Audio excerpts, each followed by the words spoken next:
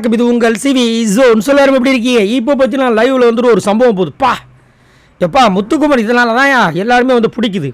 செம்ம மாதம் அப்படியே மூஞ்சிக்கு நேரம் நெத்தியடி அடிக்கிறார்.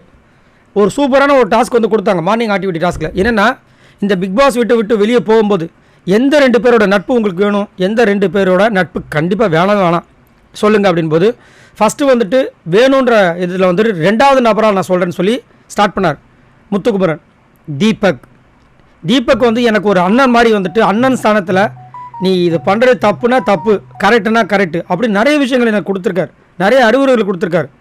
அதே மாதிரி அவருக்கு இருக்கிற அனுபவங்கள் எனக்கு ரொம்ப ரொம்ப தேவையாக, நான் ஒரு தம்பியாக வந்து அவர்கிட்ட இருக்கிற அனுபவத்தை வாங்கணும்னு ஆசைப்பட்றேன். அவர் வாழ்க்கையிலையும் சரி, அவர் துறையிலையும் சரி, நிறைய அனுபவங்கள் அவர்கிட்ட இருக்குது. ஒரு சின்ன ஒரு பிட்டையும் போட்டால் வச்சுக்கிங்களேன். ஏன்னா அவருக்கு நிறைய இன்ஃப்ளூயன்ஸ் இருக்கும் வெளியில் வந்துட்டு, இவருக்கு நடிக்கிறதுக்கு ஆசை. ஸோ அதன் மூலமாக உள்ளே போகிறது கூட அவர் யோசிச்சிருக்கலாம். பட் சூப்பராக சொன்னார். அவருக்கு ஒரு மாதிரி கண் கலங்கிற மாதிரி ஆகிடுச்சு.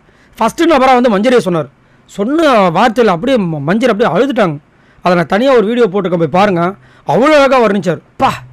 மஞ்சளோட நல்ல குணங்கள் இவ்வளோ விஷயங்கள் இருக்கா அப்படின்ற மாதிரி நம்மளுக்கே ஒரு மாதிரி கண் கலங்கிருச்சு. அந்த வீடியோ தனியாக போட்டுக்க, போய் பாருங்கள். அப்புறமா வந்துட்டு எனக்கு அவங்களுக்கு செட் ஆகாது அப்படின்னு 2 நபரை சொன்னார். ஃபஸ்ட்டு வந்து சொன்னது யாருன்னா சௌந்தர்யா உண்மையிலேயே எனக்கு ரொம்ப பிடிக்கும். இந்த வீட்டில் நிறைய பேருக்கு பிடிக்கும். ஆனால் அவங்களுடைய அந்த க்யூட் ஓவராக இருக்குது பார்த்தீங்களா, அது எனக்கு செட் ஆகாது. அப்படியே மூஞ்சி லட்சமாக சொல்லிட்டு அந்த பொண்ணு சிரிச்சிருச்சு. ஆனால் உண்மையிலே வந்துட்டு நல்ல பொண்ணு, ரொம்ப அழகான பொண்ணு. அதே மாதிரி அந்த இயல் பாப்பா வந்து கூட எங்கள் பாட்டிக்கு உங்களை ரொம்ப பிடிக்குன்னு சொல்லும்போது, சௌந்தர்யாக்கு இவ்வளோ பேரை பிடிச்சிருக்கு போல இருக்குன்னு நான் நினச்சேன்.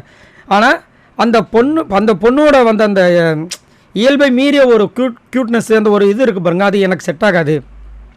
அதனால் நான் வெளியே போனாலும் அந்த பொண்ணுக்கு எனக்கு செட் ஆகாது, அது ஒட்ட வராது அப்படின்ற மாதிரி சொல்லிட்டாரு. 2வது அன்ஷிதாவை புரட்டி எடுத்தார். அதாவது வாழைப்பழத்தில் ஊசி எதுக்காக குத்துறாங்கன்னா, வாழைப்பழத்துக்கு வலிக்கிற மாதிரி தெரியாது அப்படின்றதுக்கு. ஆனால் வாழைப்பழத்துக்கு வலிக்கும், ஆனால் வாழைப்பழம் வெளியே காமிக்காது. அந்த மாதிரி வாழைப்பழமாக வந்து அன்ஷிதாவை நினச்சி குத்துனார். செம்மையாக இருந்துச்சு. அதாவது அன்ஷிதா எப்படின்னா, எங்களுக்குள்ளே ஒரு பரஸ்பரம் இருக்குது, அன்பு இருக்குது, எல்லாமே இருக்குது. ஆனால் இல்லைன்ற மாதிரி காலையில் நாங்கள் வந்துட்டு 2 பேரும் பார்த்துட்டோன்னா சிரிச்சுக்கிறோம் வச்சுக்கோங்களேன். அது ஈவினிங் வந்து நீடிக்குமா அப்படின்னு கேட்டிங்கன்னா கண்டிப்பாக அது டவுட் தான். அதே மாதிரி ஒரு சில பேர் வந்துட்டு, இப்போ என்னோடய கேரக்டர் பார்த்திங்கன்னா, நான் வந்துட்டு டப்புன்னு மனசில் பட்டதை போட்டு உடச்சிடுவேன். ஆனால் ஒரு சில கேரக்டர் பார்த்திங்கன்னா உள்ளுக்குள்ளே வச்சு ஒரு நாள் வந்து வெட்டுக்கூட்டு மாதிரி வெட்டிப்பாங்க. அந்த கேரக்டருக்கும் எனக்கும் பார்த்திங்கன்னா செட்டே ஆகாது. அந்த கேரக்டருக்கும் எனக்கும் என்னோடய லைஃப்லேயே பார்த்திங்கன்னா, பர்சனல் லைஃப்பில் பயங்கரமான ஒரு பெரிய மோதல் வந்துட்டு, இந்த நட்பு வந்து ரொம்ப மோசமாக முறிஞ்சு போயிருக்கு. அப்படி நான் பார்க்குற ஒரு ஆளாக அன்ஷிதாவை பார்க்குறேன்ட்டு. அடேங்க அப்பா, ஒரு நண்பனை வச்சு இந்த மாதிரி மோசமாக முடிஞ்சிருக்கு, அவங்க வந்து வெடிப்பாங்க அப்படிலாம் சொல்லி அந்த மாதிரி நபரை நான் அன்ஷிதாவை பார்க்குறேன்னு சொன்னார். மூஞ்சி மாறி போச்சு நமக்கு. அதானே உண்மை. ஏன்னா நடுவில் வந்து அன்னை தெரசாமல் இருந்தாங்க. அதுக்கப்புறமா ஐயோ இது அன்னை தெரசா இல்லைப்பா, அது ஏன்னா பிசாசு எல்லாத்தையுமே என்னென்னமோ சொல்கிறாங்க. அவ்வளோ மோசமாக அரகண்டாக பண்ணுறாங்க. அதுவும் அந்த டெவில், அந்த ஏஞ்சல் விசஸ் டெவிலில் ஏஞ்சலாக இருக்கும்போது ஏஞ்சல் மாதிரியா பண்ணாங்க, அப்போ டெவிலாக மாறிட்டாங்க. சரி, ஏஞ்சல்லேருந்து டெவிலாக மாறும்போது டெவிலாக பாருங்கன்னா அப்போ ஏஞ்சலாக மாறிட்டாங்க. அதாவது கொஞ்சம் வன்மம் பிடிச்ச ஏஞ்சல். என்னடா நடக்குன்ற மாதிரி இருந்துச்சு. ஸோ அதை அழகாக சொல்லி, எனக்கு வந்து அன்ஷிதா கிட்ட பேசுறதுக்கே பயமாக இருக்குது. சொன்னால் ஏதாவது கோச்சிப்பாங்களோ பயமாக இருக்குது, அப்படியே பதட்டமாகவே இருக்குது. அதனால் நான் வெளியில் போனாலும் இவங்ககிட்ட நான் ஒட்டு வர வச்சுக்க மாட்டேன்ற மாதிரி சொல்லிட்டாரு. அவங்க மூஞ்சியே மாறி போச்சு. சூப்பராக இருந்துச்சு. முத்துக்குமரன் வந்து இந்த வழ கொழக்கடெல்லாம் கிடையாது. அது இந்த பிக் பாஸ் வீட்டில் நிறைய பேர்கிட்ட இருக்குது. விஷால் வந்தான்னா ஒரு விஷயத்தை அப்படியே அவர் லைட்டாக பாலிஷ் பண்ணுவாப்பில்.